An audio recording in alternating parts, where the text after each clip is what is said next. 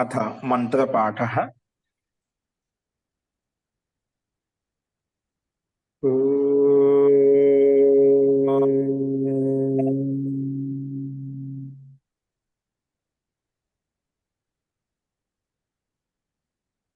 सहनाववतु सहनौ भुनक्तु सह वीर्यं करवावहै तेजस्विनावधीतमस्तु मा विद्विषावहै।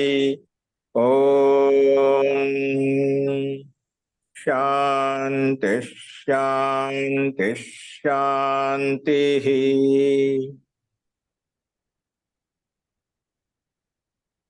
सर्वेभ्यो नमः। మనము ప్రౌఢ రచనానవాద కౌముదిలో అభ్యాసం 17లో నియమాలు చెప్పుకుంటున్నాము. అందులో నిన్న 130వ నియమం నశ్చవ్య ప్రశాన్ అనే సూత్రం ప్రస్తావించుకున్నాము.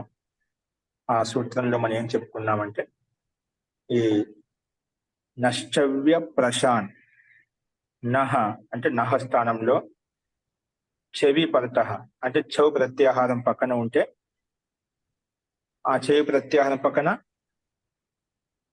అమ్మ కూడా పక్కన ఉంటేనా అప్పుడు ఆ నకార స్థానంలో మనకు ఉరువు వస్తుంది, లేదా విసర్గం వస్తుంది, లేదా సకారం వస్తుంది చెప్పుకున్నామట. అది సిచ్యువేషన్ బట్టి పక్కన ఉండే పదాన్ని బట్టి. సో ఇక్కడ మనకు సకారం వచ్చింది, ఆ విషయాన్ని చూసాము. అప్పుడు మనకు ఎప్పుడైతే నకార స్థానంలో సకారం వస్తుందో అంటే ఉరువు వస్తుంది, ఉరువుకు విసర్గం అవుతుంది, ఆ విసర్గానికే మళ్ళా విసర్జనీయ సహా ప్రకారంగా సకారం వచ్చేస్తున్నామట. అంటే ఆ సకారం వచ్చింది కాబట్టి అక్కడ స్థితిలో మనకు ఎప్పుడైతే సకారం వస్తుందో ఆ సకారంతో పాటు ఆ సకారానికి ముందు అంటే సకారం ఎప్పుడు తీసుకొస్తాం తర్వాత దానికంటే ముందు అంటే సకారానికి ముందు మనం అనునాసిక అనుస్వారము తీసుకుంటామట. అనునాసిక ఆదేశం వస్తుంది, అనుస్వార ఆదేశం కూడా వస్తుంది. అంటే ఈ రెండు రకాల ప్రయోగాలు మనకు కనిపిస్తాయి. ఒక ప్రశాంత్ శబ్దం కూడా, ప్రశాంత్ శబ్దంలో పదానికి అంతిమంలో నకారం ఉంది కానీ అక్కడ సకారం వస్తుంది, అక్కడ విసర్గం వస్తుంది. కానీ ఆ ఒక్క శబ్దాన్ని వదిలేసి ఎక్కడైతే మనం పదానికి అంతిమంలో ఉన్నటువంటి నకారానికి ఎప్పుడైతే సకారం చేస్తామో ఆ సకారంతో పాటు దాని ముందు అనుస్వారము అనునాసిక ఆదేశంగా అంటే ద్విత్వంగా వస్తాయన్నమాట. మన నకారానికి మనం సకారం చేసాం కదా, అదే నకారానికి ద్విత్వంగా మన అనుస్వారం కూడా వస్తుంది. అనుస్వారం అంటే బింది చుక్క వస్తుంది. అనునాసికం అర్ధచంద్రాకారం ఇచ్చేసి పైన చుక్క ఉంటుంది, అనునాసికం అంటామట. సో ఈ రెండు స్వరాలు కూడా అక్కడే వస్తాయన్నమాట. అందుకే నిన్న మనము అది ద్విత్వ ప్రకరణంలో ఉంది కాబట్టి ఆ రకంగా సకారానికి ముందు ఇవి కూడా వస్తాయి. ఆ రకంగా అందుకే మనకు రెండు రూపాలు కనిపిస్తున్నాయి. నిన్న మనం చెప్పుకున్నప్పుడు ఉదాహరణలో న్ ప్లస్ సైడ్ మీద కనిపిస్తుంది, న్ ప్లస్ చవ్ ఈజ్ ఈక్వల్ టు అన్న స్థానంలో సా వచ్చింది, స్ ప్లస్ చవ్ అయిపోయింది. లేదా ఆ సకారానికి ముందే పెట్టాం, అనునాసికం పెట్టాం. అనునాసిక అంటే అర్ధచంద్ర బింది ఉంది, పక్కన సా ఉంది. అంటే సా చేసాం, సా కంటే ముందు అనునాసికం కూడా వచ్చేసింది అన్నమాట. అది నియమం అన్నమాట. ద్విత్వం కూడా అయిపోతున్నాం నకారానికే, అందుకే అనుస్వారం వచ్చింది. అందుకే అనునాసికము స్ ప్లస్ చౌ అలా వచ్చింది. ఒకసారి కేవలం అనుస్వారం కూడా ఉంటుంది అన్నమాట. ఏముంటుంది? అనుస్వారం కూడా ఉంటుంది, అది కూడా రాసుకోవాలి. అది ఇవ్వలేదు మనకు. ఎందుకంటే ఉదాహరణ అయితే మనకు కస్మిన్ చిత్, అదే కలిపితే కస్మిన్ చిత్ వచ్చింది అన్నమాట. ఇక్కడ మనకు అనుస్వారానికి ఇచ్చారు, అనునాసిక ఇవ్వలేదు అన్నమాట. అంటే ఉదాహరణలో మనం ఒకటి అనుస్వారం తీసుకోవచ్చు. అంటే అనుస్వారంతో కూడా రూపం ఉంటుంది, అనునాసికతో కూడా రూపం ఉంటుంది. ఇక్కడ కస్మిశ్చిత్ పైన చుక్క ఏదైతే ఉందో సకారం పైన కస్మిశ్చిత్ అంటే మా పైన మకారంలో ఉండే ఈ పైన ఉందన్నమాట అది. సో ఈ అనుస్వారం ఏదైతే ఉందో అనుస్వార స్థానంలో అనునాసిక కూడా వచ్చేస్తుంది అన్నమాట. ఓకేనా? అర్ధచంద్ర దాకా బిందు వస్తుంది అన్నమాట. కాబట్టి ఇది నియమం అనమాట. నిన్న మనం తర్వాత చూసి చెప్తాం ఏ నియమం అంటే ద్విత్వం ఇడ అవుతుంది, ద్విత్వ ప్రకరణంలో ఉంది కాబట్టి. సో ఆ సకారంతో పాటు అనునాసిక ఆదేశము అనుస్వార ఆదేశము దాని ముందు వస్తాయన్నమాట. అందుకే మనకు ఇక్కడ కస్మిన్ చిత్ దాన్ని కలిపితే కస్మిన్ చిత్ అలా వచ్చింది అన్నమాట. ఈ మళ్ళా అనుస్వాదం అన్నాసికి వచ్చిన తర్వాత అక్కడ సకారం ఉంది కాబట్టి పక్కన స్తోష్టు నాష్టు ప్రకారంగా మన సంధి కూడా అవుతుంది.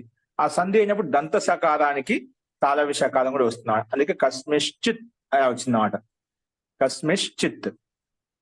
ఈ అనుస్వాదము ఆదేశం అనేది అనునాసిక ఆదేశం అనేది ఎప్పుడైతే నకారానికి సకారం చేస్తామో తర్వాత వెంటనే దాని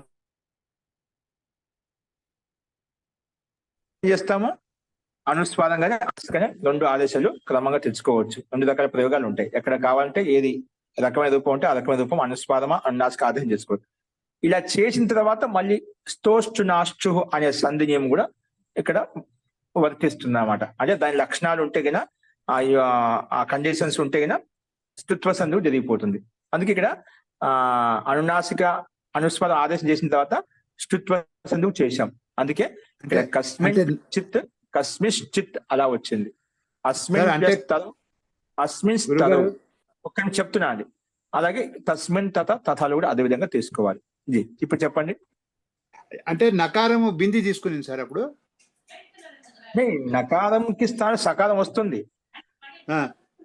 సకారం వచ్చినా సకారానికి ముందు కూడా దానికి నకారం ముందు కదా దానికే అనుస్వాదం కూడా వస్తుంది అన్నమాట. వస్తుంది అనుస్వాదం వస్తుంది అన్నమాట. అంటే రెండు వస్తాయి. నకారం వస్తుంది, అనుస్వారం రెండు వస్తాయా? ఆ నకార స్థానంలో సకాలం వచ్చేస్తుంది నష్టవ్య ప్రసాద ప్రకారం. ఓకే. ఆ సకాలం వచ్చిన తర్వాత దానికంటే ముందు అనుస్వాదం కూడా వస్తుంది నకార స్థానంలో. Okay okay. నకారం కంటే ముందు అంటే నకార స్థానం సా వచ్చింది, సా కంటే ముందు అనుస్వాదం అనునాసిక రెండు వస్తాయి. ఓకే ఓకేనా? నా స్థానం ఎలా ఉందో నకార స్థానం సా వస్తుంది, ఆ సాతో పాటు ముందు అనుస్వాదం కూడా వస్తుంది, అనునాసిక కూడా వస్తుంది, రెండు వస్తాయి. అంటే మహోదయ ఇప్పుడు కస్మిశ్చిత్తులో ఈ నకారం అనేది తాళవేషకారంగా మారింది కదా మహోదయ? దంత సకారం ముందు అది అది ముందు మనకి కస్మిన్ లో తాళవేషకారం ఉంది కదా మహోదయ? కస్మిన్ లో కస్మిన్ ఎప్పుడు తర్వాత స్తుత్వసం జరిగిన తర్వాత మనకు తాళవేషకారం వస్తుంది. ముందేంటి కస్మిన్ ప్లస్ చిత్. ఈ స్థితిలో మనము నష్టవ్య ప్రసాన ప్రకారంగా పదాంత నకారానికి ఏమొస్తుంది? రువు లేదా రువు వస్తుంది లేదా సకారం వస్తుంది. ఓకేనా? ఎప్పుడు వస్తుంది? పక్కన చౌ ప్రత్యాహారం. అంటే చౌ ప్రత్యాహారంలో చవర్గం యొక్క ప్రథమాక్షరం ద్వితీయాక్షరం లేదా టవర్గం యొక్క ప్రథమాక్షరం ద్వితీయాక్షరం లేదా తవర్గం యొక్క ప్రథమాక్షరం ద్వితీయాక్షరం రెండిట్లో ఏదో ఒకటి ఉండాలి. ఓకేనా? తర్వాత అమ్ము ప్రత్యాహారంలో ఉండే వర్ణం కూడా ఉండాలన్నమాట. ఓకేనా? ఇక్కడ మనకు అలాగే ఉన్నాయి ఇక్కడ చిత్తులో. ఓకేనా? ఇక్కడ కస్మిన్ చిత్ అన్నప్పుడు చౌ ప్రత్యాహారం ఉంది, చౌ ప్రత్యాహారం ఉంది, చా ఉంది. ఓకేనా? ఆ చకారం పక్కనే ఉండాలి, అమ్ ప్రత్యాహారం ఉండాలి. అవునండి, అమ్ము ప్రత్యాహారం ఉండాలి. ఇక్కడ అమ్ ప్రత్యాహారం ఈ ఉందా? చీలో చా అనేది చౌ ప్రత్యాహారంలో వస్తుంది, ఈ అనేది అమ్ ప్రత్యాహారంలో వస్తుంది అన్నమాట. అందుకే రెండు కండిషన్స్ ఉన్నాయి కాబట్టి దాని ముందు సకారం వచ్చేసింది. ఓకేనా? అర్థమైందా? ఒక్క నిమిషం ఇది అయిపోయండి. అనుస్వారం కూడా వస్తుందా మహోదయ పైన కస్మిన్ చిత్త? అది ముందు సా వచ్చిన తర్వాత మనం దానికి ముందు అనుస్వార అన్నాసికం కూడా ఆదేశం పెట్టుకుంటాం అన్నమాట. ఇదే సూత్రం ఈ సూత్రం ప్రకారం వస్తున్నాం. నష్ట ప్రసారం ప్రకారమే ఆ సూత్ర సందం నిత్యం కూడా పెట్టుకుంటాం. ఓకేనా? అంటే అనుస్వాద అన్నాసికం పెట్టుకోవాలి. సకారంతో పాటు దాని ముందు అనుస్వాదం పెట్టుకొని పక్కన సా పెట్టుకుంటాం అన్నమాట. ఓకేనా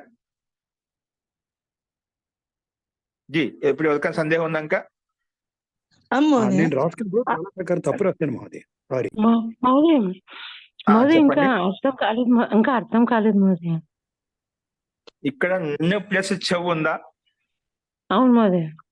దాని పక్కన కింద చూడండి, మీకు 139 లాస్ట్ లో నియమం ఉంది. ఈ నియమ కా రూప్ హోగా అతః ఇస్ నియమ కా రూప్ హోగా అని చెప్పి కింద ఉదాహరణ కనిపిస్తుంది మనకు. న్ ప్లస్ చెవు, అవును మహోదయ.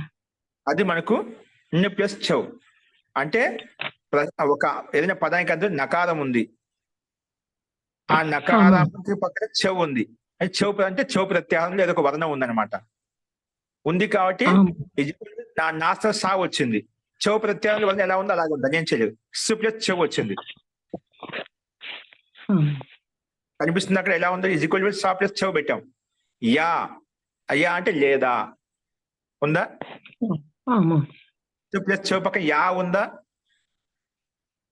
యా అంటే లేదా అర్థంలో. ఇక్కడ మళ్ళీ దాన్ని ఎలా రాసుకోవచ్చు మనం? నిన్న స్థానంలో సా వచ్చింది కదా మనం చూసామట. ఇక్కడ సా అర్ధచంద్ర దగ్గర బింది పెట్టాల్సి ఉండే, అర్ధచంద్ర దగ్గర బింది పెట్టి దాని పక్కన సా ఉంది. అవును. పక్కన చెవి ఎలా ఉందో అలా ఉంది. అంటే అలాగా సకారం వస్తుంది. సకారంతో పాటు ముందు అనుస్వాదం అనునాసిక కూడా వస్తుంది, అనుస్వాదం కూడా వస్తుంది. ఇక్కడ అనునాసికం చూపించదు, అనుస్వాదం చూపించదు, అది కూడా వస్తుంది అన్నమాట. చుక్క వస్తుంది ఒకసారి, అర్ధచంద్రాకర బింది కూడా వస్తుంది అన్నమాట. ఈ రెండు వస్తాయి. ఇది నియమం. ఎప్పుడైతే సకారం వస్తుందో సకారం కంటే ముందు ఈ అనుస్వారము అనునాసికం కూడా వస్తాయి, ఖచ్చితంగా ద్విత్వంగా వస్తాయి. అనునాసికం అంటే అర్ధచంద్రాకారం కదా మోదే? అర్ధచంద్రాకారం పైన చుక్క ఉంటుంది. ఓన్లీ బింది ఉంటే ఓన్లీ బింది ఉండేది అనుస్వారం. అది అలాగే చూపించామాట. ఓకేనా? ఇప్పుడు మనకు ఉదాహరణ చూడండి. కస్మిన్ ప్లస్ చిత్. కస్మిన్ పదం, కస్మిన్ ఒక పదం, ఆ పదానికి అంతా నకారం ఉంది, పక్కన చిత్ ఉంది. ఓకేనా? మన సూత్రం ఏముంటుంది? పదానికి అంతిమంలోని నకారానికి ఒకవేళ చెవు ప్రత్యాహారం పక్కన ఉంటే ఆ చెవు ప్రత్యాహారంతో పాటు దాని పక్కన అం ప్రత్యాహారం ఉంటే అప్పుడు ఆ నకారానికి సకారం వస్తుంది. అంటే ఇక్కడ నకారానికి సకారం రాదండి. ఈ నకార స్థానం ఏమొస్తుంది? మనకు కేవలం రూ వస్తుంది అన్నమాట. ఏమొస్తుంది?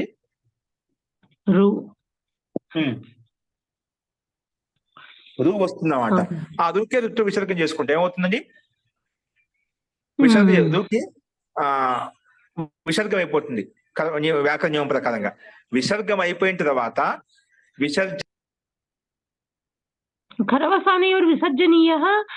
విసర్జనీయస్య సహ కరు ప్రత్యాహారంలో వర్ణం పక్కన ఉంటే విసర్గానికి సకారం కూడా వస్తుంది. ఓకేనా? అందుకే వెన్నీ చెప్పకుండా డైరెక్ట్ గా మనకు సా వచ్చింది చెప్పుకున్నామాట. ఓకేనా? ఇక్కడ ఇక్కడ కస్మిన్ ప్లస్ చిత్ ఉంది. కస్మిన్ లో నకారం ఉంది, ఆ నకారం పక్కన చిత్ ఉందన్నమాట. అంటే చిత్తులో మొట్టమొదటి అక్షరం చ, అది చెవు ప్రత్యాహారంలో వస్తుంది. దాని పక్కన అం ప్రత్యాహారం ఉండాలి. అం ప్రత్యాహారం ఉంది స్వరాలు అని చెప్పుకున్నాం. స్వరాలు ఈ ఉంది, చాలా ఉండే ఈ, అది స్వరం అవుతుంది, అది అం ప్రత్యాహారం వస్తుంది. కాబట్టి రెండు ఉన్నాయి, చెవు ఉండాలి, దాని పక్కనే అమ్మ ఉండాలి, రెండు ఉన్నాయి. అందుకే ఇప్పుడు ఈ నకార స్థానంలో వచ్చి రూ వచ్చింది అన్నమాట. ముందుగా రూ వచ్చిన తర్వాత దానికి విసర్గం చేస్తాం. విసర్గం వచ్చిన తర్వాత మనం ఇంకో సంధి సూత్రం వచ్చి విసర్జనీయస్య సహా ప్రకారం సా చేసేస్తుంది. అవన్నీ డైరెక్ట్ గా చెప్పేసామండి. ఆ సా వచ్చేసిన మాట మనం ఏమంటే అందుకే ఇక్కడ అర్థం చేసుకోలేదు, మళ్ళీ అవన్నీ ఎక్కువ అవుతాయని చెప్పి విని చెప్పలేదు ఇక్కడ. కాబట్టి మనకు ఈ సూత్రం ప్రకారం సా తెచ్చుకున్నాము, అందుకే కస్మిస్ అయిపోయింది అన్నమాట. కస్మిన్ లో ఉండే నకారానికి సా వచ్చింది. ఆ సాతో పాటు దాని ముందే మనం అనుస్వాదం కూడా పెట్టుకుంటాము, అనునాసిక కూడా పెట్టుకుంటాం. ఒకసారి అనుస్వాదంతో రూపం చూపిస్తాం, ఒకసారి అనునాసిక పెట్టుకుని రూపం చూపిస్తాం. ఈ సా షా అయింది అంతే కదా మహోదయ? తర్వాత ఇది అయిపోయిన తర్వాత సకాలంతో మరి స్తోష్నాష్టు ప్రకారం స్తుత్వ సంధి చేస్తాం కంటే ఆ దంత సకం తాళవ సకాలంగా మారిపోతుంది. అవగతం. ధన్యవాదాలు. అంటే సార్ ఇప్పుడు అంటే రెండు ఆల్టర్నేటివ్స్ గా ఉన్నాయి సార్. కస్మిన్ చిత్ అనొచ్చు, కస్మిస్ చిత్ అని కూడా అనొచ్చు. అంటే అనుస్వాదంతో పలకొచ్చు, అనునాసికతో పలకొచ్చు. రెండు ఒకసారి ఉండొచ్చు, ఒకసారి లేకపోవచ్చు. ఎక్కడో ఒకటే ప్రయోగం ఉంటుందండి. అనుస్వాదంతో యుక్తమైన పదం ఉంటుంది, లేదంటే అనునాసికతో యుక్తమైన పదం ఉంటుంది. ఇక్కడ ఓన్లీ మన అనుస్వాదానికి చూపించేది. ఇక్కడ ఇప్పుడు అనుస్వాద స్థానం అర్ధశాఖ బిందు పెట్టుకోవచ్చు మనం, అలా కూడా ప్రయోగాలు ఉంటాయి. అలాగే సార్, అంటే అర్థం చేసుకోవడం. ఇవి ఎక్కడ ఉంటాయి మీకు? స్వర పాఠంలో ఉంటాయి, వేదాల్లో అక్కడ ఎక్కువ అనునాసిక చూపిస్తామండి. కొన్ని స్వరయుక్తంగా అంటే రెండు రకాల పాఠం ప్రయోగం కనిపిస్తున్నాడు, రెండు రకాలు ఉంటాయి. ఓకేనా? ధన్యవాదాలు సార్. ఓకే మహోదయ, నమస్తే మహోదయ. అస్మిన్ తథలో కూడా తస్మిన్ తథాలో కూడా అదే విధంగా అర్థం చేసుకోవాలి. ఓకేనా? నష్టవి చిన్న ప్రసాద్ సందేహం కేవలము ఓకే నష్టవి ప్రసాద్ అనేది కేవలం రూ మాత్రమే చేస్తుంది. రూ హోతా హై అంటుంది ఇక్కడ. పదానికి అంత్యం వెళ్ళాక రూ వస్తుంది. రూ వచ్చిన తర్వాత ఆటోమేటిక్ విసర్గం అయిపోతుంది. ఆ విసర్గం సకాలంగా మారిపోతుంది. ఓకేనా? అవి మన 2 సూత్రాలు ఉన్నాయన్నమాట. అనవసరం అవి మనకు ఇక్కడ ఆ సందర్భం కాదు కాబట్టి అంటే చెప్పుకోవచ్చు. మనం సంక్షేపంగా అర్థం చేసుకోవాలి కాబట్టి డైరెక్ట్ గా సా వచ్చేస్తుంది మనకు. విని ప్రక్రియ జరిపి ఆటోమేటిక్ వస్తుంది కదా, సందేహం లేదు. ఇంకా సా వచ్చి రూ వచ్చిందంటే ఖచ్చితంగా అదే ప్రక్రియ వస్తుంది, దానికి సందేహం లేదు. సానే వచ్చేది అన్నమాట. ఆ సూత్రాలు ఆటోమేటిక్ గా వచ్చేస్తాయి. అది డైరెక్ట్ గా ఇక్కడ చెప్పుకున్నాం సాకారం అని చెప్పేసామంట. ఆ సా వచ్చిన తర్వాత సాతో పాటు ఇది కూడా అనుస్పద అన్నాసికం పెట్టుకుంటాము. తర్వాత స్త్రీత్వ సంధి కూడా చేసుకుంటాం. ఆ తర్వాత జరిగే ప్రక్రియ కాబట్టి అందుకే కస్మిశ్చిత్ కస్మింశ్చిత్ అలాగా. అస్తు జీ చిన్న లక్ష్మి సందేహం గారు అదే. చెప్పండి. అనుస్వరము ఎలా పలుకుతాం అదే? అనునాసిక సకారానికి ముందు వచ్చింది కదా, అనునాసిక ఎలా పలుకుతాము? అనుస్వారం ఇప్పుడు ఎలా పలుకుతాం? గృహం గచ్చతి. గృహం అని చెప్పి ఎలా అనుస్వారం పలుకుతున్నాం కదా, గృహం గచ్చతి. అనునాసిక పలుకు కస్మింశ్చిత్ కస్మింశ్చిత్ అంటున్నాగా. కస్మి అనుస్వారం అనేది కొంచెం ముక్కు సహాయం తీసుకుంటాం. అనునాసిక అంటే ముక్కుతోటి నాలుకతోటి పలికేది. అంటే కొంచెం అనుస్వారం అనేది కొన్ని కంఠ సహాయంతో పలుకుతాం అన్నమాట. గ్రామం గచ్చతి. గ్రామం అమ్ అంటూ అనుస్వారం దాన్ని మనం ఇప్పుడు నేను చెప్పే సామాన్య వాక్యంలో గ్రామం గచ్చతి అని చెప్పాం. గ్రామ ఆగచ్చతి అనలేదు. అప్పుడు గ్రామం ఆగచ్చతికి మకరం ఉచ్చరిస్తాం. అనుస్వరం కానీ కదా ఎప్పుడైతే మోదయ అది. వ్యంజన వర్గం నేను గచ్చతి అడిగింది గ్రామం అనునాసిక మోదయ. అనునాసిక మళ్ళా అనునాసిక అనునాసిక ముక్కు సహాయంతో నోటి సహాయంతో పలుకుతాం. అది ముక్కు సహాయంతో నోటి సహాయంతో పలికేదాన్ని అనునాసిక అంటాం. ముఖనాసిక వచనోను నాసిక. ఇప్పుడు మనకు భూధాతు ఉంది. ఏ ధాతు ఉంది? భూధాతు ఉంది. ఆ భూ ఉండి పైన అర్ధచంద్రక బింది ఉంటుంది. భూ అలా పలకాలి. పఠధాతు ఉంది. పఠ ఉండి పైన అర్ధచంద్రక బింది ఉంటుంది. పఠ యథా అలా ఉండేటివి. ఇప్పుడు అనునాసిక యొక్క ఉచ్చారణ ఇప్పుడు దాదాపుగా లోపించింది అన్నమాట. అంటే ఎవరో ఆచార్యులు చెప్తే అది తెలుస్తుంది, కానీ లేకపోతే అనునాసికని పలికేటువంటి పరంపర దాదాపుగా నష్టమైంది. వేదపాఠం చెప్పే వాళ్ళు మాత్రం వాళ్ళు పలకొచ్చు, కానీ సహజంగా ప్రక్రియలో స్వాభావిక ప్రక్రియలో అది స్వరం లుప్తం అంటే పలకడం లేదన్నమాట. ముక్కు సకారానికి సహాయంతో ముందు కాబట్టి ఎలా పలుకుతాము అని అడిగానండి. సకాలానికి ఇక్కడ మటుకు కస్మింశ్చిత్ ఇలాగే పలుకుతాం. అది అనునాసిక కస్మింశ్చిత్ దాన్ని కొంచెం ఉచ్చరించడం కొంచెం కష్టంగానే ఉంటుంది. ఓకేనా? అది స్వరపాన్ని తెలిసిన వాళ్ళు కొంచెం అభ్యాసంగా ఉండి వాళ్ళు పలకగలుగుతున్నాం. ఇప్పుడు అంటే ఇప్పుడు మీరు మనకి చెప్పిన పదంలో అనుస్వరం వచ్చినా అనునాసిక వచ్చినా అర్థం ఒకటే అవుతుందా అండి? అర్థం ఉంటుంది. స్వరంలో కొంచెం తేడా వస్తుంది, అర్థం ఒకటే ఉంటుంది. స్వరాన్ని బట్టి కొంచెం మార్పు వస్తుంది, కానీ అభిప్రాయం ఒకటి ఇక్కడ. ఓకేనా? ధన్యవాదాలు. మన వేదంలో ఉంది మహోదయ. ఇప్పుడు ఈ పలకడం కస్మిగుంశ్చిత్ అని అంటున్నాం మనం వేదంలో. వేదం చెప్పినప్పుడు కస్మిగుంశ్చిత్ అంటున్నాం.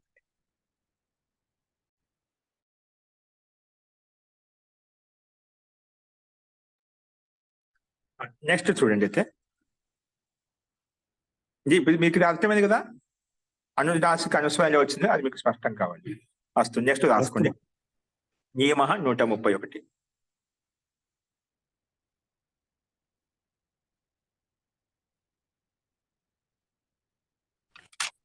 మహోదయ ఇక్కడ సూత్రంలో ఏమైనా మార్చుకోవాలా? సకారానికి బిందు ఇక్కడ సూత్రంలో సకారానికి ముందు బిందు కూడా వస్తుంది, ద్విత్వం వస్తుంది చెప్పి రాసుకోమంటారా? ఇప్పుడు మీకు ఒక ఉదాహరణ ఇక్కడ కనిపిస్తుంది కదా, దీంట్లో యా పెట్టి న్ ప్లస్ చవ్ ఈజ్ ఈక్వల్ టు సా ప్లస్ చవ్ అయిందా, స్ ప్లస్ చవ్ ఉంది. యా అర్ధచంద్రక బింది స్ ప్లస్ చవ్ ఉంది. ఇక్కడ ఉందా? కనిపిస్తుంది ఉదాహరణ. మీరు ఎక్కడైతే ఉదాహరణ రాసుకునేదో దాని పక్కనే ఇది కూడా ఒకసారి అనుస్వారంతో రాసుకోవచ్చు. ఇబ్బంది ఏం చేయాల్సి మరి మనం రాపించాము, అది రాయాల్సిన అవసరం లేదు. సూత్రంలో ఏం చేంజ్ చేయక్కర్లేదు, దాన్ని ఏం చేయాల్సిన అవసరం లేదు. నేను నిన్న ఇక్కడ ఏ రకంగా చెప్పి అదే ఉదాహరణ ఉండేది రాసుకుంటే ఇది రాయాల్సిన అవసరం లేదు అన్నమాట. ఒకటంటే ఇక్కడ అనుస్వారం అనునాసికతో ఒక ఉదాహరణ ఉంది, దాని పక్కన అదే రిపీట్ చేసి మళ్ళీ యా అని పెట్టేసి అర్ధసంధాకార బింది ఏదైతే ఉందో దాన్ని అర్ధసంధాకారం తీసేసి మళ్ళీ బింది స్ ప్లస్ చెవు పెట్టుకోండి దాని పక్కనే యా అని పెట్టి మళ్ళీ లేదా అని పెట్టి ఓకే ఒక ఉదాహరణ యాడ్ చేసుకోవచ్చు అంతే. అర్ధచంద్రాకార బిందితో కనిపించేది ఏదైతే ఉందో దాన్ని అర్ధచంద్రాకారం తీసేసి ఓన్లీ బింది పెట్టేసి స్ ప్లస్ చెవు అది ఒకటి యాడ్ చేసుకోవచ్చు. ఇలా లేదా ఇలా ఉంటుంది అంతే. ధన్యవాదాలు. రాసుకోండి. నియమ 131 చే ఛ చే ఛ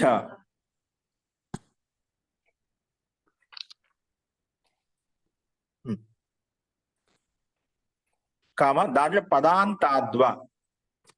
పదాంతాద్వ రెండు సూత్రాలు కలిపి ఉన్నాయి ఇక్కడ. దాని యొక్క ముఖ్య తాత్పర్యం అంటే ఈ రెండు సూత్రాలు కలిసి ఏ రకమైన అర్థాన్ని బోధిస్తున్నా మనం చూద్దాం. చేచ పదాంతాద్వా. స్క్రీన్ షేర్ చేయరా మహోదయ?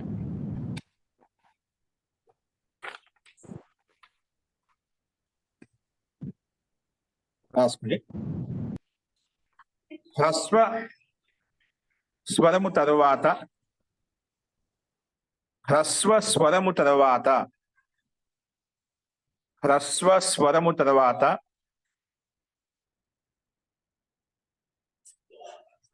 స్వరము తరువాత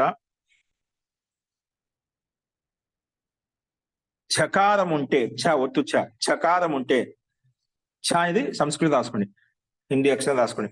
చకారం ఉంటే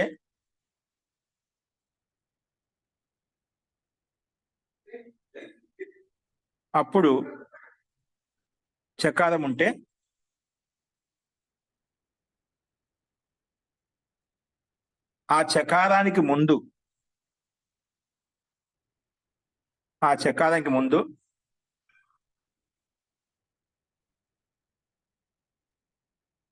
ఆ చకారానికి ముందు చకారం వస్తుంది. అంటే ముందు ఇక్కడ ఆ చకారానికి ముందు తాని పెట్టేసి తా పక్కలో బ్రాకెట్ చా పెట్టుకోండి. చకారం ఉంటే ఆ చకారానికి ముందు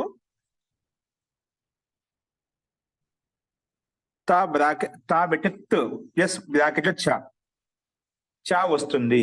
ఆ చకారానికి ముందు చకారం వస్తుంది. అంటే ఒత్తు చాకి ముందు సామాన్య చకారం వస్తుంది అన్నమాట.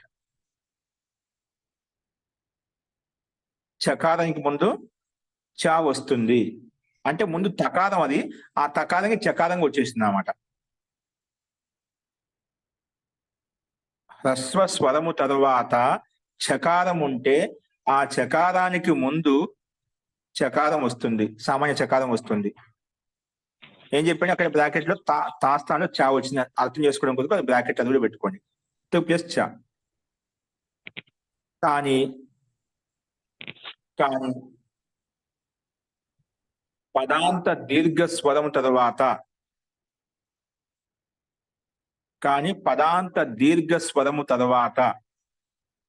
పదాంత అంటే పదానికి అంతిమంలో దీర్ఘస్వరం ఉంటే, హ్రస్వస్వరంగా దీర్ఘస్వరం ఉంటే పదాంత దీర్ఘస్వరము తరువాత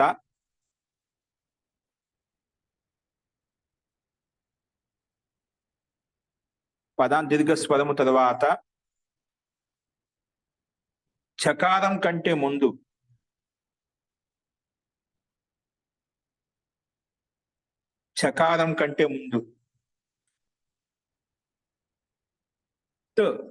వికల్పంగా వస్తుంది. తకారం వికల్పంగా వస్తా అని పొల్లు పెట్టుకోండి.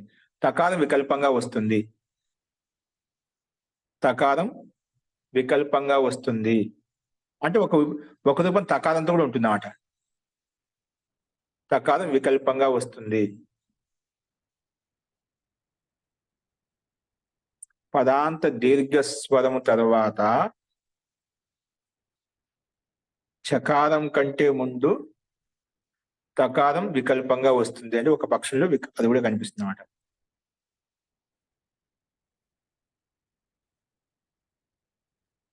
ఇక్కడ రెండో సూత్రానికి అర్థం అన్నమాట.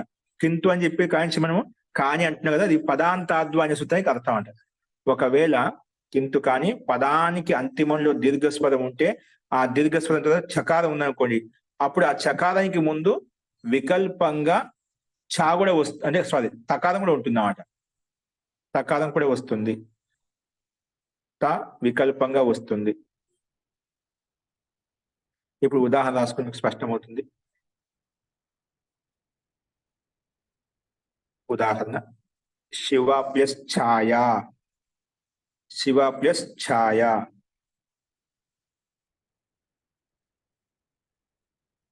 శివ ప్లస్ ఛాయ.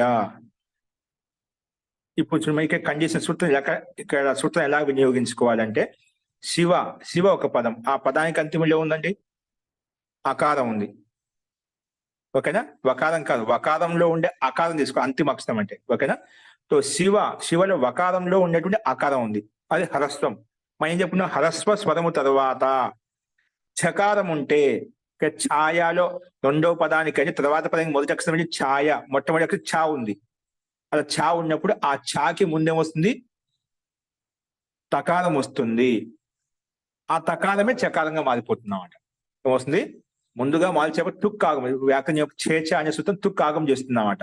తుక్ అంటే ఆ వకారం పక్కన తుక్కు వస్తున్నాడు. ఆ తుక్కు అనుబంధం లోపం చేస్తే కేవలం తా రాసుకోదు, వినండి, ఆ తా మిగులుతుందన్నమాట. ఆ తకారానికే అప్పుడు శివత్ ఛాయ అలా వస్తుంది. శివత్ ఛాయ తర్వాత మనకు స్తుత్వసంధి జరిగిపోతున్నాడు. ఏది? స్తోష్చునాష్చు ప్రకారంగా స్తుత్వసంధి వస్తుందన్నమాట. అందుకే ఆ స్తుత్వసంధి ప్రకారంగా తవర్గం యొక్క మొదటి అక్షరం కాబట్టి దానికి చవర్గం యొక్క మొదటి అక్షరం చా వస్తుంది, సామాన్య చకారం వస్తుంది అన్నమాట. అది డైరెక్ట్గా ఇచ్చాడు ఇక్కడ. ఓకేనా? కాబట్టి శివ ఛాయ అలా అయిపోతుంది. ఓకేనా? ఇప్పుడు రాసుకోండి. శివ ప్లస్ ఛాయ ఈజ్ ఈక్వల్ టు శివ ఛాయ, శివ ఛాయ.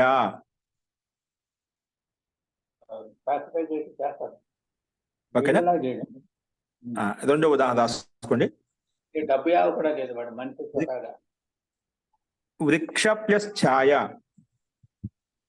వృక్ష ప్లస్ ఛాయ ఈజ్ ఈక్వల్ టు వృక్ష ఛాయ, వృక్ష ఛాయ, వృక్ష ఛాయ. క్యాంపెయిన్ లో బట్టినే కదరా పక్కన ఇంట్లో పెట్టుకుని తీసుకెళ్ళండి. క్షమితం అండి, మ్యూట్ లో పెట్టుకోండి కృపయ. అందరు ఎవరో వ్యక్తిగత మీకు మ్యూట్ ఓపెన్ చేయాల్సిన అవసరం లేదు, మీకు వినిపిస్తూ ఉంటుంది. రాసుకోండి. వృక్ష, వృక్ష ప్లస్ ఛాయ, వృక్ష ఛాయ. అలాగే లతా ప్లస్ చెవి, లతా ప్లస్ చెవి, లతా చెవి, లతా చెవి.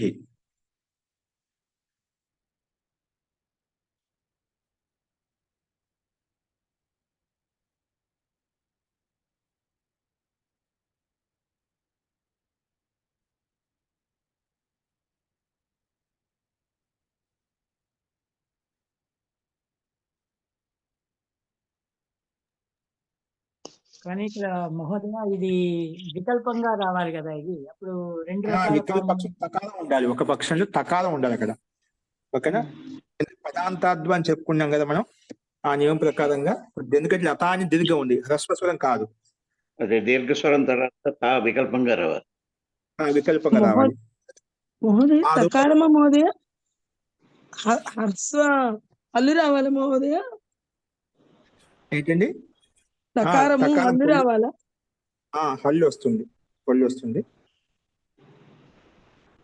తకారం వచ్చినప్పుడు ఏమవుతుంది? వికల్పంగా ఒక పక్షం తకారం వస్తుంది చెప్పాం కదా, దీర్ఘ స్వరం తర్వాత వస్తుంది అన్నమాట. పదాంతాద్వ ప్రకారం ఒకసారి ఒక పక్షంలో వస్తుంది అన్నమాట. వచ్చినప్పుడు ఏమవుతుంది?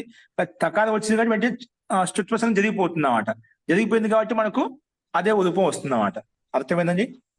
పదాంతాద్వ నియమం ప్రకారంగా ఒకసారి వికల్పంగా తకారం వస్తుంది, అంటే ఒకసారి రాదు ఒకసారి వస్తుంది, అంటే హ్రస్వస్వరం తర్వాత రావాలి మామూలుగా అయితే. కానీ పదాంతాద్వ అనే సూత్రం చెప్పి ఒకసారి వికల్పంగా చేసుకోవచ్చు, తుక్కు వస్తుంది. తుక్కు వచ్చింది అనుకోండి, తా వచ్చింది కాబట్టి వెంటనే స్తుత్వ సంధి జరిగిపోతుంది.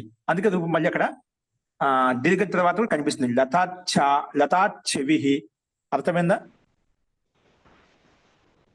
తుక్కే ఉండాలి, కానీ తుక్కు వచ్చిన తర్వాత ఒక పక్షం అయిపోయి తుక్కు కనిపిస్తుంది అంటే స్తుత్వ సంధి జరిగిపోతుంది అనివార్యంగా, సంధి ప్రాప్తమైంది కాబట్టి.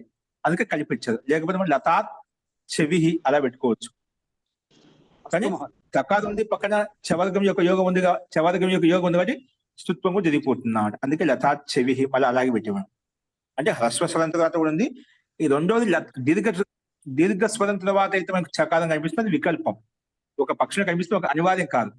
ముందుదైతే ఖచ్చితంగా అనివార్యంగా ఉంటుంది. హ్రస్వ స్వరం తర్వాత మటుకు సామాన్య చక్క అనివార్యంగా వస్తుంది. కానీ దీర్ఘ స్వరం తర్వాత మాత్రము అది వికల్పం. ఒక పక్షంలో వస్తుంది, ఒక పక్షం రాదు. ఓకే, ఇక్కడ మనకు చిన్న పక్షంలో చూస్తున్నాం. అందుకే లతా చెవి. అలాగే నెక్స్ట్ ఉదాహరణ లక్ష్మీ ప్లస్ ఛాయ, లక్ష్మీ ఛాయ. అలాగే లక్ష్మీ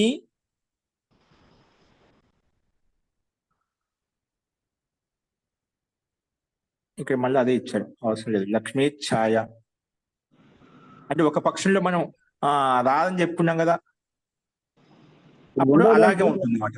ఒక పక్షం తా రానప్పుడు ఏమవుతుంది, ఒక పక్షం రానప్పుడు మామూలుగా అలాగే ఉంటుంది, దీనికి ఎలా ఉంటుంది. అందుకే లక్ష్మీ ఛాయ అని ఉంటుంది. అది కూడా చూపించారు చూడండి.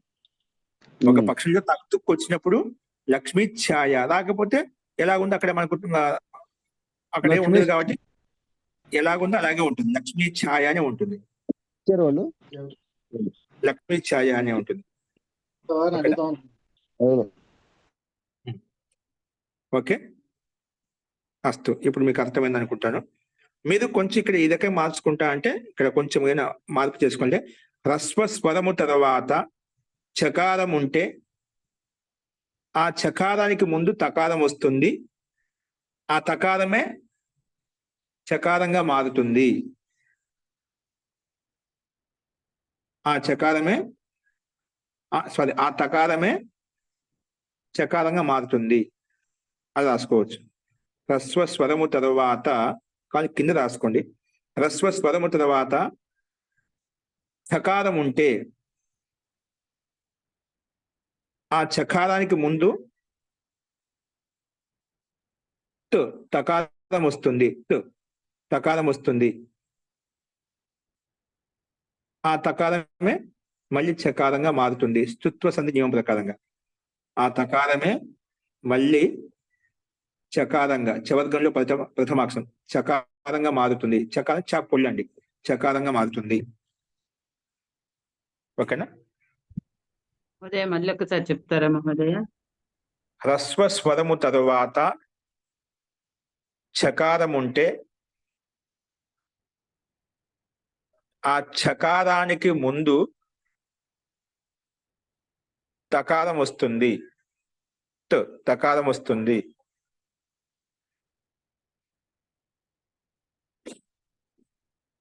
మళ్ళీ ఆ తకారానికే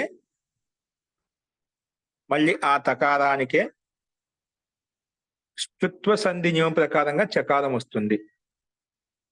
మళ్ళీ ఆ తకారానికే స్తుత్వ సంధి ప్రకారంగా చకారం వస్తుంది. ఓకేనా? ధన్యవాద్ మహోదయ. ఆ తకారానికి మహోదయ చకారం వస్తుంది. తవర్గంలో ప్రథమాక్షరంగా చవర్గంలో ప్రథమాక్షరం వస్తుంది. ఆ తకారానికి చవర్గం వస్తుంది. తకారం అంటున్నా తకారం మొదట చవర్గం మొదట చా వస్తుంది అంతే. ఆ తకారానికి చకారం వస్తుంది అంతే. చా పొల్లు పెట్టుకోండి, పొల్లు కూడా చకారం పొల్లు వస్తుంది.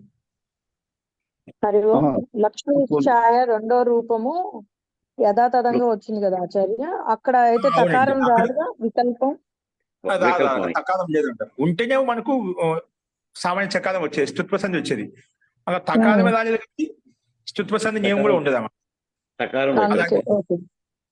ఇది పదాంతాద్వా సూత్ర నియమం ప్రకారం మనకు 2 సూత్రాలు యాడ్ అయినాయి ఇక్కడ. చేచ ప్రకారంగా ఒకటి వస్తుంది, పదాంతాద్వా ప్రకారంగా రెండో నియమం దీర్ఘంలో వర్తిస్తున్నది అన్నమాట. మహోదయ, ఈ లక్ష్మీ ఛాయలో మనకి దీర్ఘ స్వరం ఇక్కడ వచ్చింది లక్ష్మీలో, అప్పుడు అది ఛాయ అని వచ్చింది, వికల్పంగా ఛాయ అని వచ్చింది, లేకపోతే లక్ష్మీ ఛాయ అని కూడా రావచ్చు, రెండు కూడా చేసుకోవచ్చు. అంతే కదా మహోదయ అర్థం ఇక్కడ? దీర్ఘం పక్కన తకారం వస్తున్నప్పుడు లక్ష్మీ ఛాయ, తకారం రాకపోతే లక్ష్మీ ఛాయ అనే ఉంటుంది. ఓకే, అస్తు. మహోదయ లతా చెవి కూడా అదే కదా? లతా చెవి లతా చెవి ఒకసారి లతా చెవి అలాగే ఉంటుంది. కరెక్ట్ అండి. ఓకే సార్, ఓకే ఓకే, అది కూడా రాసుకోవచ్చు. అక్కడ ఒకటి వచ్చారు.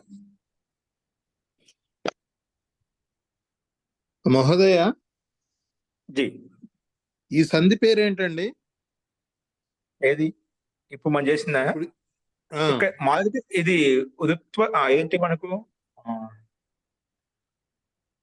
షత్వ సంధి ఉంది. ఒక్క నిమిషం. దీని తుగాగమ సంధి అంటారు మహోదయ. తుగాగమ సంధి, వెరీ గుడ్.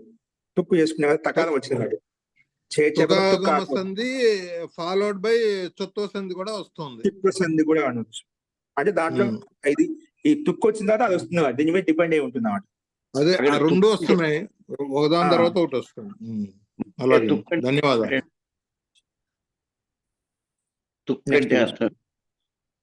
తుక్కు ఒక ప్రత్యయం లాగా ఉంటుంది. ఇప్పుడు మనకు సూత్రంలో ప్రత్యయం ఉంటుంది, ఆదేశం ఉంటుంది, ఓకేనా. ఆగమం అంటాం. అంటే భూకి తిప్పు కలిపితే భవతి వచ్చేస్తుంది అన్నమాట. ఓకే. అలాగే ఈ భూకి ముందు తిప్పు లాగానే రెండు అక్షరాలు తుక్కు అని ఒక ఆగం వస్తుంది. అంటే అది ప్రత్యయానికి అవయవంగా వస్తుంది అన్నమాట. ఏమొస్తుంది? అవయవంగా వచ్చి కూర్చుంటుంది. అంటే ఆ శబ్దాన్ని తయారు చేయడంలో ఈ పదం వచ్చేసి సహాయపడుతున్నాడు. దానికి దీర్ఘం కావాలన్నా, హ్రస్వం కావాలన్నా, లేదంటే తకారం కావాలన్నా, ఏం కావాలంటే అది యాడ్ చేస్తున్నాడు. అంటే ఒక్కొక్కటి ఒక ఆగమం ఉంటుంది అన్నమాట. అది ప్రత్యయానికి సహాయంగా వస్తుంది అన్నమాట. మీరు ఎప్పుడైనా వినొచ్చు, సంధి సూత్రాలు వస్తామట. ఆగమాహ మిత్రవత్ భవంతి, ఆదేశాహ శత్రువత్ భవంతి. ఓకేనా. ఈ ఆగమాలు పదాంతాద్వా ప్రకారం తుక్క ఆగమగా వచ్చి వచ్చింది. పదాంతాద్వా ప్రకారంగా తుక్కు వికల్పంగా కనిపిస్తుంది ఒకసారి. అదెందుకు ఎందుకు చెప్పాల్సి వస్తుంది? నియమం ఏంటంటే హ్రస్వం తర్వాతనే తుక్కు వస్తుంది, అది నియమం. హ్రస్వం తర్వాత చకారం ఉంటే తుక్కు వస్తుంది. కానీ ఇంకో సూత్రం లేదంటే దీర్ఘం తర్వాత కూడా మనకు తుక్కు కనిపిస్తుంది, కానీ ఒక వికల్పంగా కనిపిస్తుంది.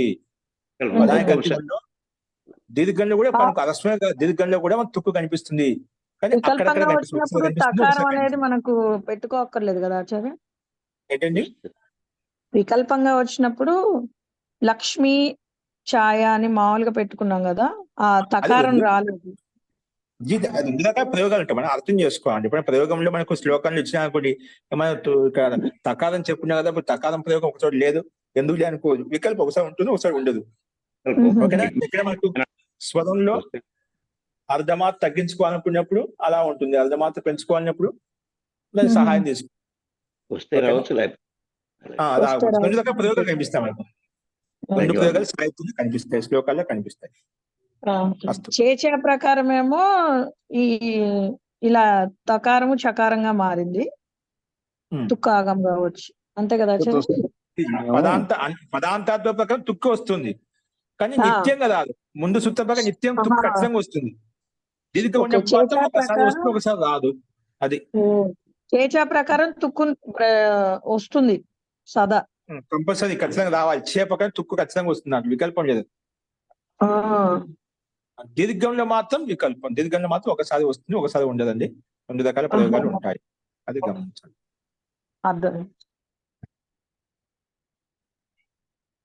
అస్తు, నెక్స్ట్ రాసుకోండి.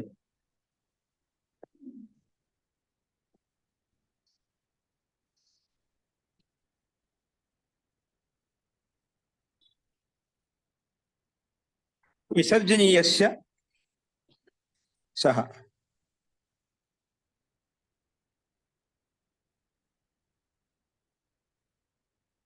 నియమ 132.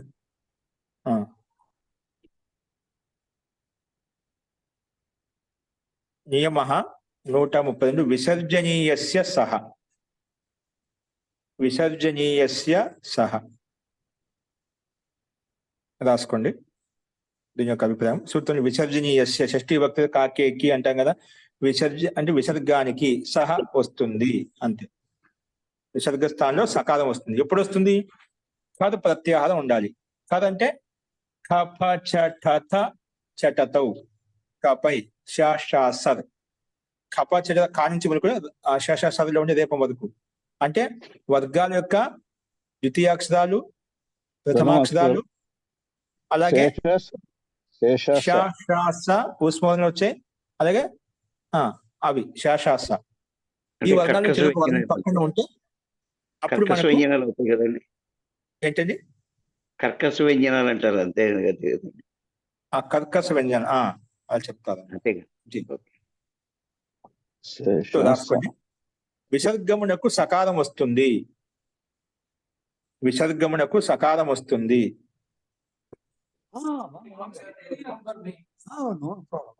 భాషావుడు వీడు క్షమితం మహోదయ. విసర్గమునకు సకారం వస్తుంది. మహోదయ మొదటి నుంచి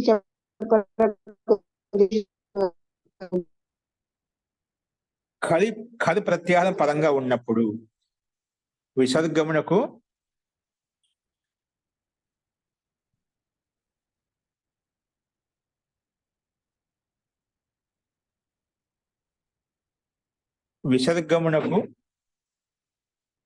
సకారం వస్తుంది.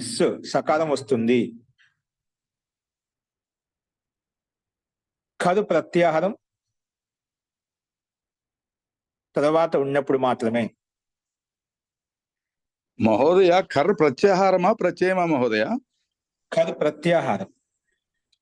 ప్రత్యయం అన్నారు అందుకని అడిగాను. ఖలు ప్రత్యాహారం పొరపాటు. ఖలు ప్రత్యాహారం పక్కన ఉన్నప్పుడు మాత్రమే. ఖలు ప్రత్యాహారం పక్కన ఉన్నప్పుడు మాత్రమే. దాంట్లో బ్రాకెట్ ఖలు ప్రత్యయం ఏ వర్ణాలు వస్తాయంటే అవి రాసుకోండి పక్కన. వర్గాల యొక్క బ్రాకెట్ రాసుకోండి. ఖర్ అంటే ఖర్ ఈజ్ ఈక్వల్ టు బ్రాకెట్ రాసుకోండి.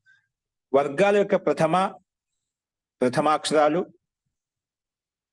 ద్వితీయాక్షరాలు మరియు ఊష్మ వర్ణాలు అంటే ష ష స. ష ష స వర్గాల యొక్క ప్రథమాక్షరాలు కానీ ద్వితీయాక్షరాలు కానీ ష ష స ఈ 3 వర్ణాల నుంచి ఏదో ఒక అక్షరం కానీ పక్కన ఉన్నప్పుడు తర్వాత పదానికి మొదటి అక్షరంగా ఉన్నప్పుడు మాత్రమే. ఈ అక్షరాల్లోంచి ఏదో ఒక అక్షరం తర్వాత పదానికి మొదటి అక్షరం ఉన్నప్పుడు మాత్రమే.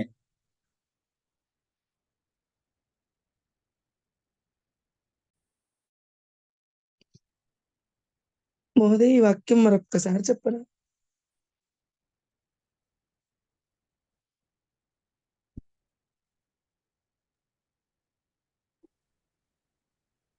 వర్గాల యొక్క ప్రథమాక్షరాలు కానీ ద్వితీయాక్షరాలు కానీ లేదా ష ష స ఇందులోంచి ఏదో ఒక అక్షరం తరువాత పదానికి మొదటి అక్షరంగా ఉన్నప్పుడు మాత్రమే.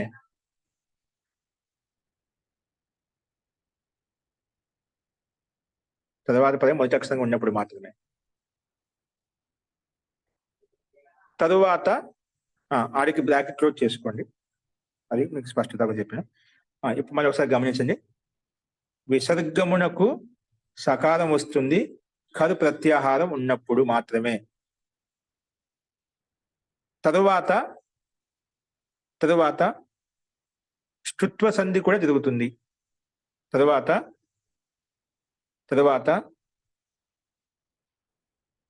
ష్టుత్వ సంధి కూడా జరుగుతుంది. తర్వాత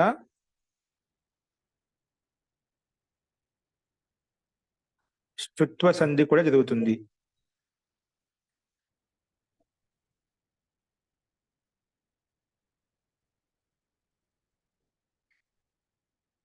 ష్టుత్వ సంధి కూడా జరుగుతుంది. మహోదయ ఉదాహరణ రాసుకోండి. ఒక్క నిమిషం మహోదయ. ఇప్పుడు శేష స ఇందులో నుంచి ఏదో అక్షరం తర్వాత పదానికి మొదటి అక్షరముగా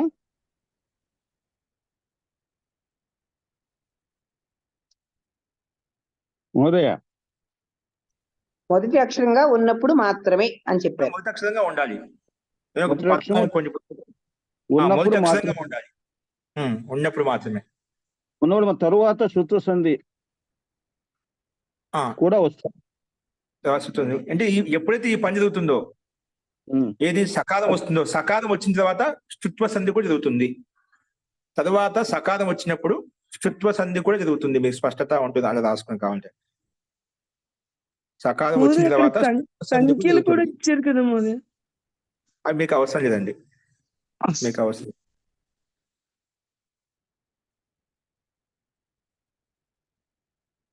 విసర్గమునకు సకారం వస్తుంది. ఖర్ ప్రత్యాహారం పక్కన ఉన్న ఖర్ ప్రత్యాహారం తర్వాత ఉన్నప్పుడు.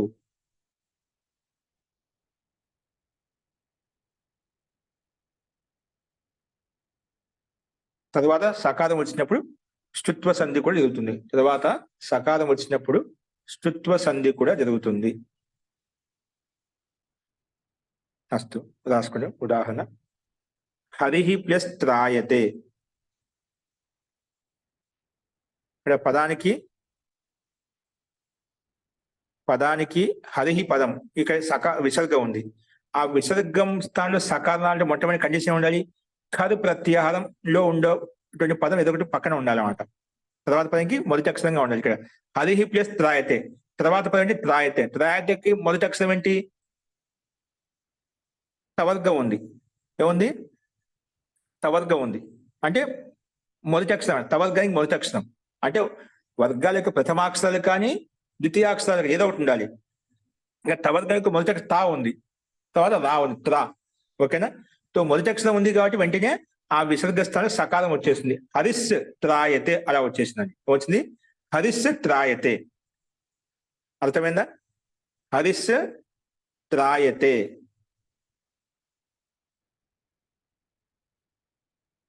ఇప్పుడు ఇది మళ్ళీ ష్టుత్వ సంధి అవ్వాలండి. ఇక్కడ ఒక్క నిమిషం. హరిస్ త్రాయతే ఇక్కడ ఎందుకంటే ష్టుత్వ సంధి రావాలంటే మనకు పక్కన చవర్గం యొక్క యోగం ఉండాలి. ఇక్కడ లేదు. ఏంటి అది కూడా చూసుకోవాలి. ష్టుత్వ సంధి యొక్క నియమం ఏంటి? సకార తకారానికి చవర్గం యొక్క యోగం ఉంటే, తాళవి షకారం కానీ చవర్గం యొక్క యోగం ఉన్నప్పుడు మాత్రం వస్తుంది. త్రాయతే అనే తవర్గం ఉందన్నమాట, చవర్గం యొక్క యోగం లేదు. ఓకేనా? అందుకే ఇక్కడ రాదనమాట. హరిహి ప్లస్ త్రాయతే. అక్కడ మనం ఏం రాసింటే తర్వాత ష్టుత్వ మనం కొంచెం సూత్రంలో మార్చుకోవాలంటే ష్టుత్వ సంధి కూడా వస్తుంది చెప్పారు. సకారం వచ్చిన తర్వాత ఒకవేళ ష్టుత్వ సంధి నియమం ప్రాప్తమైతే అది కూడా జరుగుతుంది. ష్టుత్వ సంధి యొక్క నియమం వర్తించినట్లయితే అది కూడా వస్తుంది. వర్తించినట్లయితే అని చూసుకోవాలి. అప్పుడు అంటే ఆ కండిషన్ వచ్చినట్లయితే అని అర్థం. హరిహి ప్లస్ త్రాయతే. ఇక్కడ మనకు విసర్గం రావాలని గుర్తుపెట్టుకో. అందుకే పైన కూడా నశ్చ ప్రసాన్లో మనం ఏం చేసాము? కస్మిన్ ప్లస్ చిత్ అని చెప్పాం. ఓకేనా? అక్కడ మనకు ఈ నశ్చ ప్రసాన్ ప్రకారం సకాలం వచ్చేసింది. ఏంటి? రూపు వచ్చేసింది. ఆ రూకి విసర్గం చేసుకునేమాట. ఆ విసర్గం వచ్చిన తర్వాత వెంటనే ఇక్కడ చవర్గం యొక్క చిత్తులు చవర్గం యొక్క మొదటి అక్షరం ఉంది కాబట్టి అది వెంటనే సకాలంగా మారిపోయిందన్నమాట. డైరెక్ట్ తీసేసుకునేమాట. మామూలుగా ముందు రూపు చేస్తుంది, ఆ రూకే కరవసాని విసర్జనీయ ప్రకారంగా విసర్గం వచ్చేస్తుందన్నమాట సంధి వ్యాకరణానుసారంగా. ఆ విసర్గం వచ్చిన వెంటనే చిత్తు కూడా పక్కన ఉంది కాబట్టి అది వెంటనే విసర్జనీయ సంధి కూడా అక్కడ వర్తిస్తుందన్నమాట. వర్తించిన తర్వాత మన సా వచ్చేసిందన్నమాట. కస్మిస్ అయిపోయిందన్నమాట. డైరెక్ట్ గా ఆ రూపం తీసుకున్నాం. ఓకేనా? ఇవి ఆటోమేటిక్ గా ఏ సూత్రానికి ఏ నియమం వర్తిస్తుందో ఆటోమేటిక్ గా వర్తిస్తూ ఉంటాయండి. దాని కండిషన్ వచ్చేస్తే ఆ సూత్రం వచ్చి అక్కడ పనిచేస్తూ ఉంటుంది అన్నమాట. ఓకేనా? ఇక్కడ మనకు హరిహి ప్లస్ త్రాయతే ఖది ప్రత్యాహారం యొక్క వర్ణం తర్వాత పదానికి మొదటి అక్షరంగా ఉంది కాబట్టి హరిస్ త్రాయతే. ష్టుత్వ సంధి నియమం చవర్గం యొక్క యోగం లేదు, అందుకే రాలేదు. ఎలాగుందో అలాగే కలిపి రాసుకున్నాం. హరిస్ త్రాయతే. నెక్స్ట్ రాసుకోండి. కహ ప్లస్ చిత్. కహ ప్లస్ చిత్ ఇక్కడ వచ్చింది. కహ చిత్ ఉంది కదా, చవర్గం యొక్క యోగం వచ్చింది. ముందుగా ఫస్ట్ ఏంది? విసర్గం తర్వాతే ఉండాలి, ఖర్ ఉండాలి. అంటే ఖర్ ప్రత్యాహారం వర్గాల యొక్క ప్రథమాక్షరం కానీ ద్వితీయాక్షరం కానీ షా షా సా కానీ ఏముంది? ఇక్కడ చవర్గం యొక్క మొదటి అక్షరం ఉంది కాబట్టి కండిషన్ ఉంది కాబట్టి ఈ సూత్రం వెంటనే విసర్గం ఏం చేసి సా చేస్తుంది. అప్పుడు కస్ చిత్ అయిపోయింది. కస్ చిత్. ఇప్పుడు మళ్ళీ సకారంకి ఉన్న చోట చవర్గం యొక్క యోగం ఉంటేనా, అందుకే ఇక్కడ మనకు ఆ సకారానికి తాళవి సకారం వచ్చేస్తున్నాం. తవర్గం ఉంటే చివర్గం వచ్చేది, తాళవి సకారం కాబట్టి దంత సకారం కాబట్టి దానికి తాళవి సకారం వస్తున్నాడు. కాస్త దంత సకారం దానికి తాళవి సకారం అయిపోయింది. కశ్చిత్ అయిపోయింది. కహ ప్లస్ చిత్ కశ్చిత్. నెక్స్ట్ రామ ప్లస్ తిష్టతి. రామ ప్లస్ తిష్టతి. రామ ప్లస్ తిష్టతి. ఇక్కడ సేమ్ అదే విధంగా తవర్గం యొక్క మొదటి అక్షరం కథ పక్కన ఉంది, విసర్గం సకాలం వస్తుంది. సకాలం వచ్చిన తర్వాత ఇక్కడ వస్తుందా, సంధి వస్తుందా? ఇక్కడ రాదు, ఎందుకంటే వర్గం యొక్క యోగం లేదు కాబట్టి, ప్రాప్తి లేదు కాబట్టి. అందుకే రామ ప్లస్ తిష్టతి, రామస్ తిష్టతి. సంధి స్థుత్వ సంధి నియమం ప్రాప్తమైతేనే వస్తుందన్నమాట. ఫస్ట్ ఇది విసర్జన గుర్తు. ఎక్కడైనా కానీ మనకు ఏ శ్లోకం తీసుకుని ఏ మంత్రం తీసుకున్నా ఇక్కడ విసర్గ సకాలం కనిపించిందని గుర్తుపెట్టుకోండి.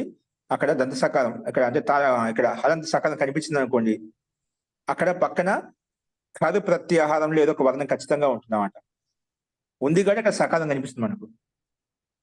కాదు ప్రత్యాహారంలో ఉండేటువంటి వర్ణము ప్రథమాక్షరం కానీ ద్వితీయాక్షరం కానీ వర్గాల యొక్క ష ఉంది కాబట్టి అప్పుడు సకాలం కనిపిస్తుంది. అందుకే రామస్తిష్టతి అలా ఉంటుంది అన్నమాట. ఇప్పుడు ఇక్కడ రామస్తి సమస్త పదం ఉంది ఇక్కడ, ఓకేనా. సా ఉందంటే కదు ప్రత్యాహారం ఉంది కాబట్టి అక్కడ సా కనిపిస్తుంది అన్నమాట. లేకపోతే విడగొట్టుకుంటే ఎలా చదువుకోవాలి? రామ తిష్టతి అని చదువుకుంటామండి. మీకు పదవి భాగం చేసేటప్పుడు మీకు శ్లోకానికి అన్వయం చేసుకున్నప్పుడు పదవి భాగం చేసి ఇలాగే మనం విడగొట్టుకోవాలి. పదవి భాగం అంటే విసర్గం పెట్టుకుని చదువుకోవాలి. అక్కడ రామస్తిష్టతి అని చెప్పి రాయ మనం. విడదీసినప్పుడు రామ తిష్టతి రాస్తాం. సంధి విడదీసినప్పుడు మూల స్థానంలోకి వస్తున్నామని వస్తు. నెక్స్ట్ రాసుకోండి నియమ 133. ఇది ఒకటి రాసుకోండి, సింపుల్ గా ఉంది ఇది. వాషరి వా షరి షది అక్కడ ఖదు ప్రత్యాహారం, షది ప్రత్యాహారం. షది ప్రత్యాహారం ఏమొస్తాయి?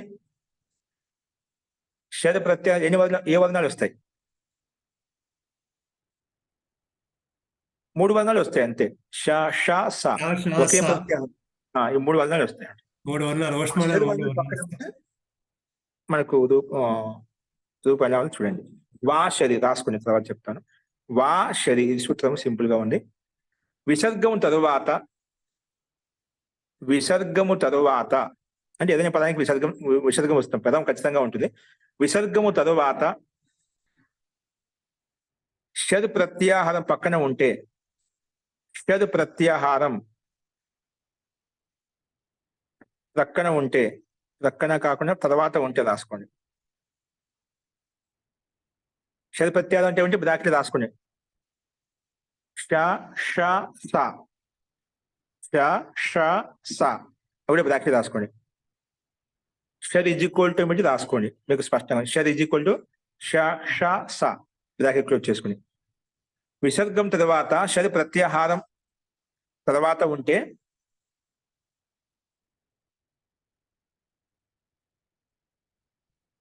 విసర్గమునకు విసర్గము, ఆ విసర్గానికి మళ్ళీ విసర్గము మరియు సకాలం 2 వస్తాయన్నమాట. అంటే ఒకసారి అలా కనిపిస్తుంది, ఒకసారి ఇలా కనిపిస్తుంది. 2 రకాల ప్రయోగాలు ఉంటాయి. విసర్గమునకు విసర్గానికి ఏం చెప్పాను?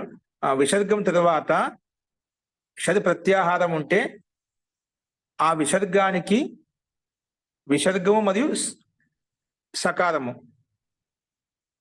2 వస్తాయి.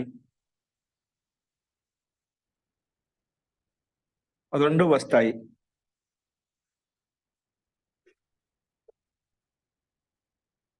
ఇక్కడ నియమాలు డైరెక్ట్ చెప్పేసుకున్నామట. ఇక్కడ 116వ నియమం కూడా వర్తిస్తుంది మనకు, 117వ నియమం కూడా వర్తిస్తుందన్నమాట. ఓకేనా. 116వ నియమం ఏం చెప్పుకున్నాం మనం, అది ఒకసారి గమనించండి. అలాగే 117వ నియమం ఒకసారి చూస్తే మీకు అర్థమవుతుంది. సా వస్తుంది. ఇక్కడ నియమం 116 117 కూడా వర్తిస్తాయి. ఇక్కడ నియమం 116 మరియు 117 కూడా వర్తిస్తాయి. ఇక్కడ నియమం 116 మరియు 117 కూడా వర్తిస్తాయి. ముందు చెప్పుకున్నా గమనించండి. అంటే స్టునాష్టు అనమాట. రాసుకోండి. ఉదాహరణ హరిహి ప్లస్ చేతే, హరిహి ప్లస్ చేతే.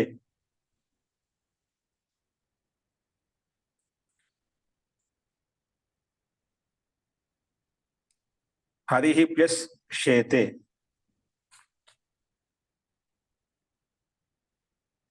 ఇక్కడ హరిహి ప్లస్ చేతిలో హరిహి మనకు విసర్గం ఉంది. ఆ విసర్గం తర్వాత ఊష్మవర్ణం ఉంది కేవలం. అని ఊష్మవర్ణం ఉంది కాబట్టి మనకు అంటే ఇక తాత్పర్యం వాషరి అన్నాక శరి ప్రత్యయం ఉన్నప్పుడు మాత్రము అంటే ఒకసారి విసర్గం ఉంటుంది, ఒకసారి మనకు సూగుడు సకాలం రెండు వస్తాయన్నమాట. వికల్పంగా అందుకే 2 రూపాయలు వస్తాయన్నమాట. ఆ ఉద్దేశంతో ఇక్కడ చెప్పబడింది. సో హరిహి ప్లస్ చేతే ఇక్కడ షే అనే శరి ప్రత్యయం వర్ణం ఉంది కాబట్టి వెంటనే అయిపోయింది. దానికి సకాలం వస్తుందన్నమాట. హరిస్ చేతే, హరిస్ చేతే.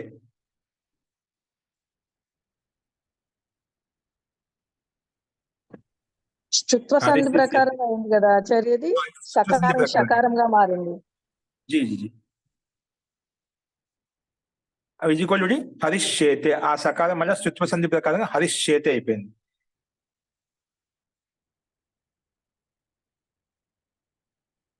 అలాగే 2 ఉదాహరణ వస్తుంది. రామ ప్లస్ షష్ఠ. ఇప్పుడు ఊష్మవర్ణం పక్కన ఉంది. రామ ప్లస్ షష్ఠ, రామ ప్లస్ షష్ఠ.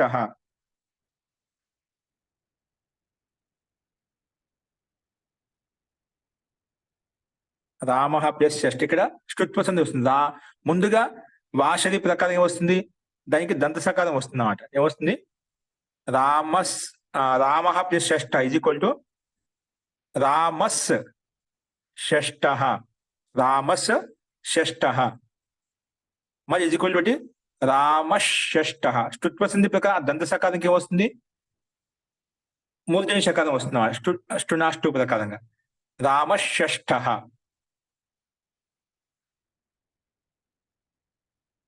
ఓకే,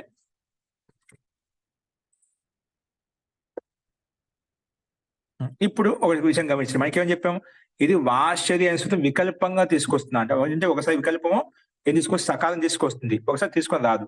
అంటే అక్కడ విసర్గము ఉంటుంది కాబట్టి మనకు ఇంకొక రూపం ఎలా ఉంటుంది, అవే ఉంటాయి. అంటే ఇక్కడ మనకి ఏముంది, హరిహి ప్లస్ చేతే విడివిడిగానే ఉంటాయి, విసర్గంతో ఉంటాయి అన్నమాట.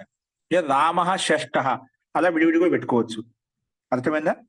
రామ ఇక్కడ ఏంటి, హరిహి చేతే అలాగే ఉంటుంది, రామ షష్ఠ అలాగే ఉంటుంది. ఒకసారి విసర్గంతో కూడా ఉంటాయి అన్నమాట. ఎప్పుడు షడ్ ప్రత్యయం అంటే ఊష్మవర్ణం 3 వర్ణాలు ఏవైతే ఉన్నాయి షా షా సా ఈ పక్కన ఉన్నప్పుడు మాత్రము విసర్గం అనేది అలాగే ఉంటుంది. ఒకసారి ష్టుత్వ సంధి లేదా స్తుత్వ సంధి జరుగుతుంది. అంటే 2 రకాల రూపాలు కనిపిస్తాయి. ఇక్కడ మనకు ష్టుత్వ సంధి యొక్క రూపం చూపించబడింది. ఒక పక్షంలో హరిహి చేతే విడివిడిగా రాసుకోవచ్చు, రామ షష్ఠ విడివిడిగా రాసుకోవచ్చు. ఓకేనా? అదే ఈ సూత్రం యొక్క అభిప్రాయం. అంటే విసర్గమునకు వికల్పముగా విసర్గ ఆదేశం వస్తుంది. అంటే ఒకసారి వచ్చినప్పుడు విసర్గ ఆదేశం వస్తే అలాగే ఉంటుంది, రాకపోతే ఒక పక్షంలో వస్తుంది, సకారం వస్తుంది అన్నమాట. ఓకేనా? ఇది ఒక పక్షంలో విసర్గం చేస్తున్నమాట. విసర్గ రాని పక్షంలో సామాన్యంగా పై సూత్రం ప్రకారం మనకు విసర్జనీయ సహా ప్రకారంగా మనకు సకారం వచ్చేస్తుంది కాబట్టి మనకు ఈ ష్టుత్వ సంధి జరుగుతుంది. కాబట్టి 4 రూపాయలు రాసుకోవచ్చు. హరిహి ప్లస్ చేతి అరుగు రాసుకోండి, దాని పక్కనే రామ ప్లస్ షష్ఠ అరుగు రాసుకున్నాం ఒకసారి.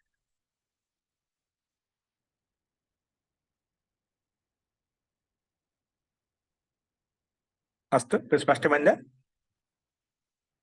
ఇక్కడ ఈ రకంగా మనం అర్థం చేసుకోవాలి.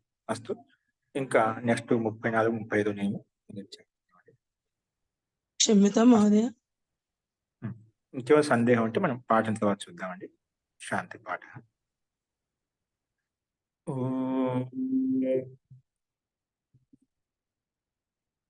సర్వే భవంతు సుఖినః, సర్వే సంతు నిరామయాః, సర్వే భద్రాణి పశ్యంతు, మా కశ్చిత్ దుఃఖభాగ్ భవేత్. ఓం శాంతి శాంతి శాంతి. సర్వేభ్యో నమః. అందరికీ నమస్కారం అండి. నమస్తే మహోదయ. మహోదయ నమస్తే.